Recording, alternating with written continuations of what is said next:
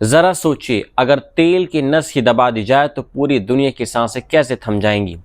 इसी बीच अमेरिका ने एक बेहद सख्त चेतावनी जारी कर दी है कि जो भी जहाज स्ट्रेट ऑफ हार्मोज से गुजरने के लिए ईरान को कोई टोल या फीस देगा, उस पर सीधे प्रतिबंध लगाए जा सकते हैं। ये चेतावनी ऐसे वक्त में सामने आई है जब यूनाइटेड स्टेट्स की नौसेना नाकेबंदी को 3 हफ्ते हो चुके हैं और ईरान के साथ सीज़फायर बातचीत पूरी तरह अटकी हुई है। ईरान के राष्ट्रपति मसूद पेज़ेश्कियान ने इस घेराबंदी को नामंजूर और असहनीय बताते हुए साफ कहा है कि उनके बंदरगाहों को इस तरह रोका नहीं जा सकता। लेकिन असली टकराव यहाँ से शुरू होता है, क्योंकि दुनिया के करीब 20% तेल और LNG सप्लाई इसी जल डबरो, जो एक समुद्री रास्ता है जिसको कहते हैं स्ट्रेट ऑफ हॉर्मोज, यहीं से गुजरती है। और यही वजह है कि ईरान ने पहले प्रस्ताव दिया था कि जो जहाज़ यहाँ से गुजरना चाहते हैं उन्हें फ़ीस देनी होगी, जिसे वाशिंगटन ने पूरी तरह खारिज कर दिया है। अब office of foreign assets control यानी OFAC ने साफ चेतावनी दे दी है कि कोई भी कंपनी चाहे डॉलर में भुगतान करे, डिजिटल करेंसी दे या फिर चैरिटी के नाम पर पैसे भेजे, सब पर कार्रवाई हो सकती है।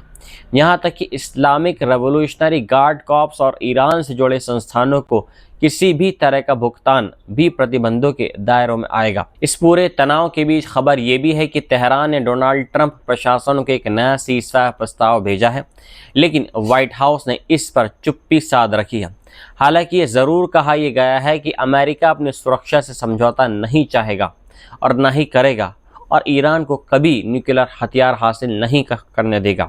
वहीं ईरान के विदेश मंत्री अब्बास अराक्ची ने संकेत दिया है कि अगर अमेरिका अपनी धमकी भरी नीति बदले तो बातचीत के दरवाजे अभी भी खुले हैं। लेकिन ज़मीनी हकीकत यह है कि 7 अप्रैल के बाद से हमले भले ही कम हो गए हों, लेकिन तनाव ज़रा भी कम नहीं हुआ है और अब पूरी दुनिया की नज़र इस बात पर टिकी हुई है कि क्या स्ट्रेट ऑफ हार्मोज एक बार फिर पूरी तरह बंद होगा या फिर कूटनीति आखिरी वक्त पर इस संकट को टाल देगी। क्योंकि अगर यहाँ कुछ भी बड़ा हुआ तो असर सिर्फ मिडल ईस्ट तक सीमित नहीं रहेगा, बल्कि पूरी दुनिया की अर्थव्यवस्था हिल जाएगी। यूरोप और अमेरिका के रिश्तों में अब दरार खुलकर सामने आने लगी है और सवाल ये उठ रहा है कि क्या नेटो की एकता अब टूटने के कगार पर है। पिछले 48 घंटों में डोनाल्ड ट्रंप ने ऐसे बयान दिए हैं जिसने पूरी दुनिया को चौंका दिया है। उन्होंने कहा है कि अमेरिका जर्मनी, इटली और स्पेन से अपने सैनिकों को हटाने पर विचार कर रहा है। ये वही देश हैं जहां दशकों से अमेरिकी फ़ौजें तैनात हैं और जिनकी मौजूदगी को यूरोप की सुरक्षा की रीढ़ माना जाता है। दरअसल ये तनाव उस वक्त बढ़ा जब जर्मनी के चांसलर फ्रेडरिच मर्ज ने खुलकर अमेरिका की आलोचना करते हुए कहा है कि ईरान के खिलाफ जंग में अमेरिका की कोई ठोस रणनीति नहीं है और ये युद्ध यूरोप की अर्थव्यवस्था पर भारी पड़ रहा है।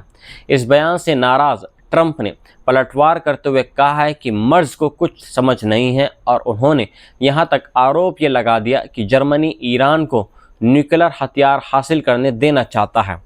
इसके बाद ट्रंप ने सोशल मीडिया पर पोस्ट करके साफ संकेत दे दिए हैं कि जर्मनी में तैनात अमेरिकी सैनिकों की संख्या घटाई जा सकती है और जब उनसे इटली और स्पेन के बारे में पूछा गया तो उन्होंने कहा क्यों नहीं, जिससे साफ हो गया है कि ये सिर्फ बयान नहीं बल्कि एक संभावित रणनीतिक बदलाव हो सकता है। आपको बता दें कि जर्मनी, इटली और स्पेन में मिलाकर करीब 53,000 अमेरिकी सैनिक तैनात हैं, जबकि पूरे यूरोप में यह संख्या लगभग 68,000 से ज़्यादा है। इन सैनिकों को US यूरोपियन कमांड के तहत ऑपरेट किया जाता है, जो नेटो सहयोगियों के साथ मिलकर पूरे क्षेत्र की सुरक्षा संभालते हैं। जर्मनी में स्थित रैमस्टीन एयरबेस अमेरिका का सबसे बड़ा एयरबेस है, जो मिडल ईस्ट ऑपरेशंस के लिए भी अहम केंद्र माना जाता है। और यही नहीं, ये सभी बेस सिर्फ यूरोप की सुरक्षा के लिए नहीं है, बल्कि अमेरिका के ग्लोबल ऑपरेशंस के लिए भी बेहद ज़रूरी है, क्योंकि यहीं से इराक, अफगानिस्तान और अब ईरान तक सैन्य अभियान चलाए जाते रहे हैं। लेकिन अब हालात बदलते दिख रहे हैं, क्योंकि नेटो के अंदर ही मतभेद गहराते जा रहे हैं। ट्रंप पहले ही ब्रिटेन के प्रधानमंत्री कीर स्टारमर और इटली की प्रधानमंत्री जॉर्जिया मेलोनी पर नाराजगी जता चुके हैं।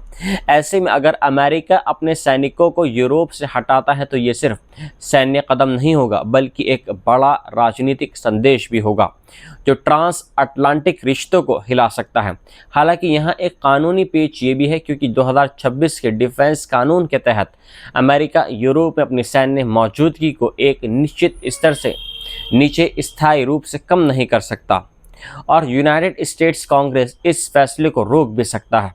लेकिन इसके बावजूद ये साफ है कि ईरान युद्ध ने अमेरिका और उसके यूरोपीय सहयोगियों के बीच भरोसे को कमज़ोर कर दिया है और अगर ये खाई और गहरी हुई तो इसका असर सिर्फ यूरोप तक सीमित नहीं रहेगा बल्कि पूरी दुनिया की सुरक्षा व्यवस्था पर पड़ सकता है। इस बार वॉर सीधे दोस्त पर किया गया है, एक ऐसा फैसला जिसने पूरी दुनिया के एनर्जी सिस्टम को हिला दिया है। यूनाइटेड अरब एमिरेट्स ने ऐलान किया है कि वह अगले महीने ओपेक को छोड़ देगा और यह कदम सीधे तौर पर सऊदी अरेबिया के लिए एक बड़ा झटका माना जा रहा है। ऊपर से देखने पर यह फैसला तेल उत्पादन की पुरानी बहस का नतीजा लगता है, जहां सऊदी अरब कीमत बढ़ाने के लिए सप्लाई कम रखना चाहता था जबकि यूएई ज़्यादा उत्पादन करके मार्केट पर कब्जा करना चाहता था। लेकिन असल कहानी इससे कहीं ज़्यादा गहरी है क्योंकि एक्सपर्ट साफ कह रहे हैं कि ये फैसला अब पूरी तरह राजनीतिक हो चुका है और इसका सीधा कनेक्शन ईरान जंग से जुड़ा हुआ है। दरअसल यूएई लंबे समय से अपनी उत्पादन क्षमता बढ़ा रहा था और अब उसके पास इतनी अतिरिक्त क्षमता है कि वे अकेले भी मार्केट को प्रभावित कर सकता है। यही वजह है कि वे अब सऊदी दबाव से बाहर निकलकर खुद की रणनीति लागू करना चाहता है। लेकिन इस फैसले का टाइमिंग सबसे ज़्यादा सवाल खड़े कर रहा है क्योंकि ये उस वक्त आया है जब यूनाइटेड स्टेट्स और इजराइल के साथ मिलकर यूएई ईरान के खिलाफ सबसे आक्रामक रुख अपनाए हुए हैं। रिपोर्ट्स के मुताबिक यूएई लगातार अमेरिका से जंग जारी रखने की मांग कर रहा है और उसने पर्दे के पीछे बातचीत की कोशिश को भी कमज़ोर करने की कोशिश की है। इतना ही नहीं, अब ये भी कयास लगाए जा रहे हैं कि ये फैसला शायद एक बड़े डील का हिस्सा हो सकता है जिसमें यूएई, अमेरिका और इजराइल के बीच सुरक्षा समझौता हो सकता है, खासकर तब जब इजराइल ने यूएई को एयर डिफेंस सिस्टम और एडवांस हथियार देकर उसकी सुरक्षा में मदद की है। दूसरी तरफ सऊदी अरब एक अलग गेम खेल रहा है जहां वे अमेरिका को सपोर्ट भी कर रहा है और साथ ही पाकिस्तान के ज़रिए मध्यस्थता भी करवा रहा है। यही वजह है कि दोनों देशों के बीच मुकाबला अब खुलकर सामने आ चुका है, चाहे वे यमन हो, सूडान हो या लीबिया। हर जगह दोनों अलग अलग पक्षों को सपोर्ट कर रहे हैं। इस पूरे घटनाक्रम का सबसे बड़ा असर तेल बाजार पर पड़ने वाला है क्योंकि जंग की वजह से स्ट्रेट ऑफ हार्मोज पहले ही लगभग बंद हो चुका है और ये अब यूएई अपने फुजेरा पोर्ट के ज़रिए तेल सप्लाई को डाइवर्ट कर रहा है। लेकिन असली ख़तरा लंबी अवधि में है क्योंकि अगर यूएई जैसे बड़े प्रोड्यूसर ओपेक से बाहर निकलते हैं तो 65 साल पुराना ये गठबंधन टूट सकता है और दुनिया की तेल राजनीति पूरी तरीके से बदल सकती है। यानी साफ है कि यह सिर्फ एक संगठन छोड़ने का फैसला नहीं है बल्कि मिडल ईस्ट की ताकत का संतुलन बदलने की शुरुआत है और आने वाले वक्त में इसका असर हर देश की अर्थव्यवस्था और हर आम इंसान की जेब पर पड़ने वाला है। रिपोर्ट्स के मुताबिक ईरान ने सऊदी अरेबिया और ओमान को साफ संदेश दिया है कि वे यूनाइटेड अरब एमिरेट्स को भारी तरीके से निशाना बनाने की योजना बना रहा है। यानी अब ये जंग सीधे टकराव से हटकर खाड़ी देशों के बीच दरार पैदा करने की दिशा में बढ़ रही है। रिपोर्ट्स के मुताबिक ईरानी अधिकारियों ने यहाँ तक कहा है कि वे अमीरात को कुचल देंगे और इस दौरान उन्होंने रियाद और अबू धाबी के बीच चल रहे तनाव का भी जिक्र किया है। ये वही दरार है जो पिछले कुछ सालों से धीरे धीरे गहरी होती जा रही है और अब ईरान उसे अपने फ़ायदे के लिए इस्तेमाल करना चाहता है। दिलचस्प बात यह है कि जहां एक तरफ दोनों देश ईरान से नाराज़ हैं, वहीं दूसरी तरफ बातचीत भी जारी है। हाल ही में अब्बास अराक्ची और फैसल बिन फरहान के बीच बातचीत हुई जो दिखा रहा है कि हालात कितने जटिल हो चुके हैं। इस पूरे घटनाक्रम में एक और बड़ा संकेत तब मिला है जब ओपेक से यूएई के बाहर होने की खबर सामने आई। अभी जैसे मैंने इसी वीडियो में आपको बताया, जिसने सऊदी यूएई रिश्तों में खटास को और उजागर कर दिया। और दूसरी तरफ ज़मीनी हालात भी उतने ही गंभीर बने हुए हैं, क्योंकि इस जंग के दौरान यूएई पर करीब 2000 ईरानी बैलिस्टिक मिसाइल और ड्रोन हमले किए जा चुके हैं। और यही वजह रही है कि दुबई जैसे शहरों में डर का माहौल है। होटल खाली हो रहे हैं और मशहूर बुर्ज अल अरब तक हमलों की झपेट में आ चुका है। लेकिन इसके बावजूद यूएई ने ईरान के खिलाफ सबसे आक्रामक रुख अपनाया हुआ है और वह अमेरिका से लगातार हमले जारी रखने की मांग कर रहा है। इतना ही नहीं, इस जंग ने इजराइल और यूएई के रिश्तों को और मजबूत कर दिया है। जहां इजराइल ने यूएई को लेज़र डिफेंस सिस्टम और एडवांस हथियार भेजे हैं, वहीं दूसरी तरफ सऊदी अरब एक अलग रणनीति अपना रहा है, जहां वे अमेरिका को सपोर्ट भी कर रहा है और साथ ही पाकिस्तान के ज़रिए बातचीत की कोशिश भी कर रहा है। कुल मिलाकर तस्वीर बिल्कुल साफ है कि ये जंग अब सिर्फ ईरान बनाम अमेरिका या इजराइल नहीं रही है, बल्कि खाड़ी देशों के बीच भी शक्ति संतुलन की एक नई लड़ाई की शुरुआत हो चुकी है। और अगर ये दरार और गहरी हुई तो इसका असर पूरे मिडल ईस्ट की राजनीति और दुनिया की अर्थव्यवस्था दोनों पर। वॉशिंगटन से एक ऐसी खबर सामने आई है जो आने वाले वक्त की जंग का चेहरा बदल सकती है। ज़रा सोचिए, जब फैसले इंसान नहीं बल्कि मशीनें लेने लगे तो दुनिया किस दिशा में जाएगी।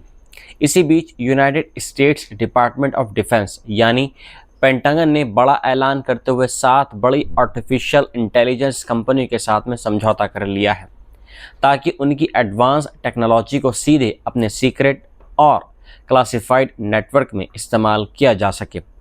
इस लिस्ट में open AI, Google, Microsoft, Amazon web services, निविदिया, space x और रिफ्लेक्शन जैसी कंपनियां शामिल हैं। पेंटागन का साफ कहना है कि उसका मकसद अमेरिकी सेना को एआई फर्स्ट फाइटिंग फोर्स बनाना है, यानी अब जंग में डेटा, एल्गोरिदम और मशीन इंटेलिजेंस सबसे बड़ा हथियार बनने जा रहा है। बताया गया है कि इन तकनीकों से युद्ध के मैदान में तेज़ी से फैसले लिए जाएंगे, दुश्मन की गतिविधियों को पहले से समझा जाएगा और भापा जाएगा और जटिल ऑपरेशंस में सैनिकों की मदद की जाएगी। लेकिन इस पूरे समझौते के बीच सबसे ज़्यादा चर्चा जिस नाम को लेकर हो रही है वो है एंथ्रोपिक, जो इस डील से बाहर है। दरअसल इस कंपनी ने अपने क्लाउड एआई सिस्टम को ऑल लॉफुल यूज़ के तहत बिना किसी रोक टोक इस्तेमाल की अनुमति देने से इनकार कर दिया था। इसके बाद पेंटागन ने इसे सप्लाई चेन रिस्क तक करार दे दिया और मामला अब कोर्ट तक पहुंच चुका है। हालांकि अंदर खाने खबर ये भी आ रही है कि अमेरिकी प्रशासन अभी भी एंथ्रोपिक के नए माइथॉन्स एआई मॉडल को हासिल करना चाहता है, जिसे साइबर अटैक और डिफेंस दोनों के लिए बेहद ताकतवर माना जा रहा है। उधर पेंटागन का दावा यह है कि उसके करीब 13 लाख कर्मचारी पहले से ही GenAI.mil प्लेटफॉर्म का इस्तेमाल कर रहे हैं और ऐसे कई काम जो पहले महीनों में होते थे अब कुछ दिनों में पूरे हो रहे हैं। लेकिन जैसे जैसे सेना और टेक कंपनियों का ये गठजोड़ मजबूत हो रहा है, वैसे वैसे दुनिया भर में चिंता भी बढ़ती जा रही है, खासकर तब जब प्लांटेर जैसी कंपनियों पर आरोप ये लग रहे हैं कि उनकी तकनीक का इस्तेमाल रियल टाइम निगरानी और टारगेटिंग के लिए किया जा रहा है। इसी बीच पेट हेक्सेट ने सीनेट में सफाई देते हुए कहा है कि अमेरिकी सेना हर हाल नागरिकों की सुरक्षा को प्राथमिकता दे रही है। लेकिन सवाल यह है कि अब जंग के फैसले एआई के हाथों में जाएंगे तो क्या इंसानी जिम्मेदारी भी उतनी ही मजबूत रहेगी, खासकर तब जब ईरान